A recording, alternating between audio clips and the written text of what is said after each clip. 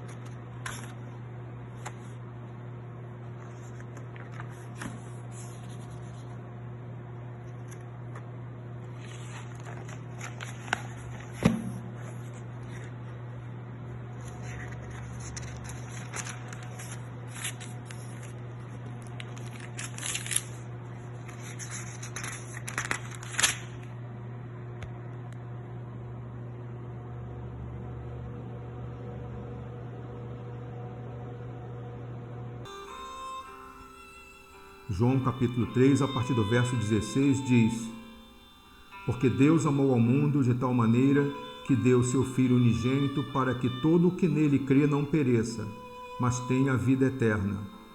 Porquanto Deus enviou o seu Filho ao mundo, não para que julgasse o mundo, mas para que o mundo fosse salvo por ele. Quem nele crê não é julgado. O que não crê já está julgado, porquanto não crê no nome do unigênito Filho de Deus.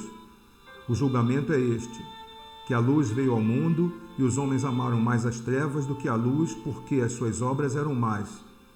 Pois todo aquele que pratica o mal aborrece a luz e não se chega para a luz, a fim de não serem arguidas as suas obras. Quem pratica a verdade aproxima-se da luz, a fim de que as suas obras sejam manifestas, porque feitas em Deus. Depois disto, foi Jesus com seus discípulos para a terra da Judeia. Ali permaneceu com eles e batizava. Ora, João estava também batizando em Enom, perto de Salim, porque ali havia muitas águas, e para lá corria o povo e era batizado, pois João ainda não tinha sido encarcerado. Ora, entre os discípulos de João e um judeu, suscitou-se uma contenda com respeito à purificação. E foram ter com João e lhe disseram: Mestre, aquele que estava contigo além do Jordão, do qual tens dado testemunho, está batizando, e todos lhe saem ao encontro. Respondeu João: O homem não pode receber coisa alguma se do céu não lhe for dada. Vós mesmos sois testemunhas de que vos disse: Eu não sou o Cristo, mas fui enviado como seu precursor. O que tem a noiva é o noivo, o amigo do noivo que está presente, e o ouve, muito se regozija por causa da voz do noivo, pois esta alegria já se cumpriu em mim. Convém que ele cresça e que eu diminua. Quem vem das alturas certamente está acima de todos. Quem vem da terra é terreno e fala da terra. Quem veio do céu está acima de todos e testifica o que tem visto e ouvido. Contudo, ninguém aceita o seu testemunho. Quem todavia lhe aceita o testemunho, por sua vez certifica que Deus é verdadeiro, pois o enviado de Deus fala as palavras dele, porque Deus não dá o Espírito por medida. O Pai ama o Filho, e todas as coisas tem confiado às suas mãos. Por isso, quem crê no Filho tem a vida eterna. O que todavia se mantém rebelde contra o Filho não verá a vida, mas sobre ele permanece a ira de Deus.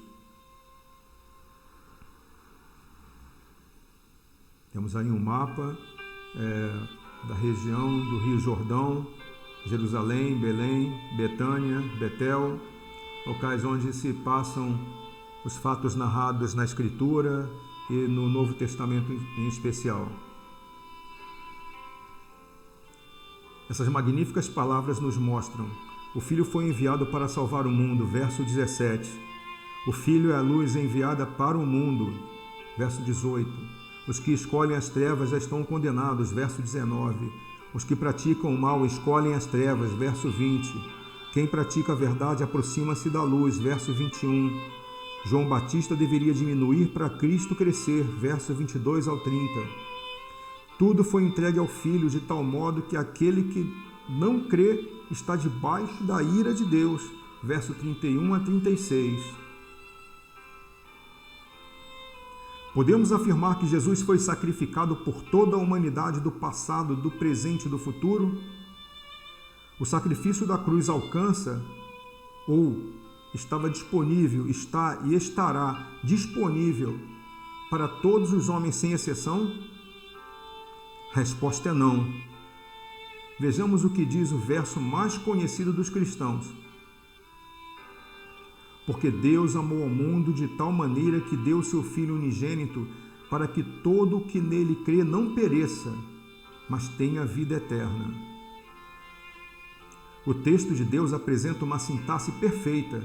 A sintaxe é a combinação de termos, de orações, formando um período composto. Aqui no caso, temos uma oração ou ideia principal, mais orações subordinadas, ou orações ou ideias subordinadas.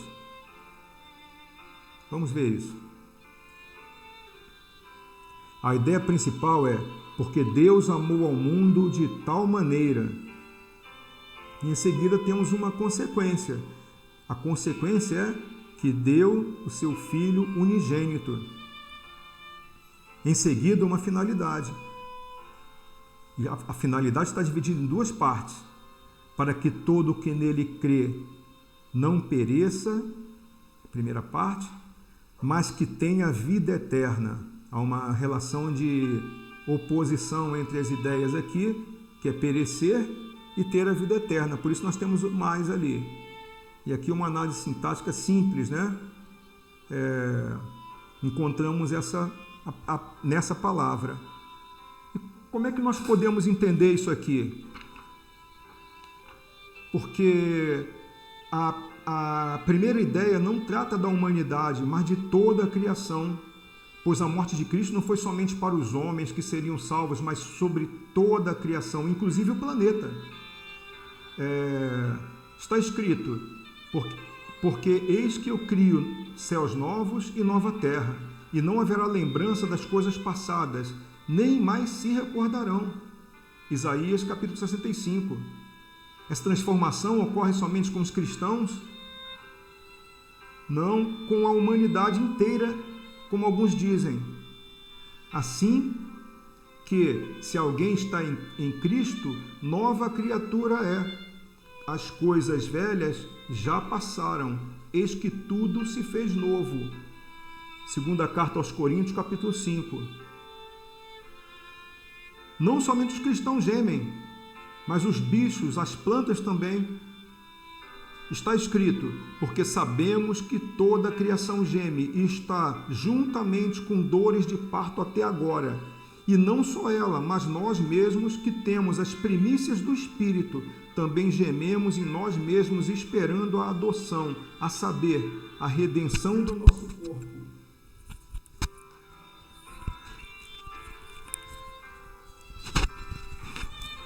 A redenção do nosso corpo, que será na ressurreição. Porque em esperança somos salvos. Ora, a esperança que se vê não é esperança, porque o que alguém vê, como esperará? Romanos capítulo 8. Deus amou o mundo, fala de toda a terra. De toda a terra. E não somente dos cristãos ou dos crentes. Há uma segunda ideia, de tal maneira que deu seu Filho unigênito. Essa ideia ela é subordinada à primeira, que é a ideia principal, que é uma consequência do amor. Parece um pouco difícil entender, né? Mas nem toda a carne é uma mesma carne, mas uma carne é a carne dos homens, a outra a carne dos animais, e outra a dos peixes, e outra a das aves, e há corpos celestes e corpos terrestres, mas uma é a glória dos celestes e outra a dos terrestres. Uma é a glória do sol, outra é a glória da lua, e outra é a glória das estrelas, porque uma estrela difere em glória uma da outra, porque também a ressurreição dos mortos. Assim também a ressurreição dos mortos. Semeia o corpo em corrupção, ressuscitará em incorrupção. Semeia em ignomínia, ressuscitará em glória. Semeia em fraquezas, e ressuscitará com vigor. Semeia-se corpo animal, ressuscitará corpo espiritual. Se há corpo animal, há também corpo espiritual. A primeira carta aos Coríntios, capítulo 15. E a terceira ideia, para que todo aquele que nele crê não pereça, mas tenha vida eterna, é também composta em duas partes. Na primeira, diz a finalidade do envio. Morreu pelos crentes. Cristo morreu por quem crê, pois mesmo os incrédulos irão ressuscitar. Disso todos nós sabemos, mas eles irão para o castigo eterno. O texto diz que aqueles para os quais morreu não perecerão. A segunda parte explica que é uma ideia de oposição adversativa em relação à finalidade do envio do Filho, que é termos a vida eterna. Somente os que creem têm a vida eterna, os demais, a segunda morte. Devemos lembrar que a salvação, mais uma vez, não é somente para os cristãos, mas sobre toda a criação. Basta lembrar o verso 17, que lemos aqui. Porque Deus enviou o seu Filho ao mundo, não para que condenasse o mundo, mas para que o mundo fosse salvo por ele. Na terra, há espíritos caídos, demônios, seres humanos que se perdem. Cristo não pode ter morrido por eles, porque seu sacrifício seria ineficaz. E o propósito de Deus é de um sacrifício perfeito. A Escritura é clara quanto trata da salvação dos homens, porque Cristo não entrou em santuário feito por mãos humanas, figura do verdadeiro. Porém, no mesmo céu, para agora comparecer por nós perante a face de Deus, nem também para si mesmo se oferecer muitas vezes, como sacerdote que entra cada ano no santuário com sangue alheio. De outra maneira, necessário lhe fora perecer ou padecer muitas vezes. Isso está em Hebreus capítulo 9. Há uma plena união entre Pai e Filho. Eu e o Pai somos um. O sacrifício de Cristo é perfeito e único. Foi porque Jesus Cristo executou a vontade de Deus, oferecendo uma só vez o seu próprio corpo em sacrifício, e que nós somos limpos do pecado. Hebreus 10, 10. O sacrifício de Cristo apaga inclusive o pecado da incredulidade. Todo aquele que nele crê não pereça. A questão da fé é complexa. De modo simples, podemos entender que a fé que temos é resultado da graça de Deus, não fruto de um esforço do convencimento humano para compreender, entender, aceitar a obra de Cristo. Porque pela graça sois salvo por meio da fé. Isto não vem de vós, é dom de Deus, não vem das obras para que ninguém se glorie. Efésios capítulo 2. Não podemos confiar que a nossa fé seja fruto de um entendimento natural de nossas mentes, mas isso é outro assunto. Somente a Escritura é a verdade sobre Deus. Santifica-os na tua verdade. A tua palavra é a verdade. Irmãos, é o entendimento que a palavra de Deus nos dá sobre o sacrifício de Cristo, que ele morreu pelo seu povo, e somente pelo seu povo, por aqueles que seriam salvos, porque o sacrifício de Cristo é eficaz.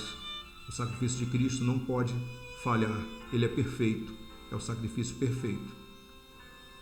Que Deus nos livre do mal, graça e paz.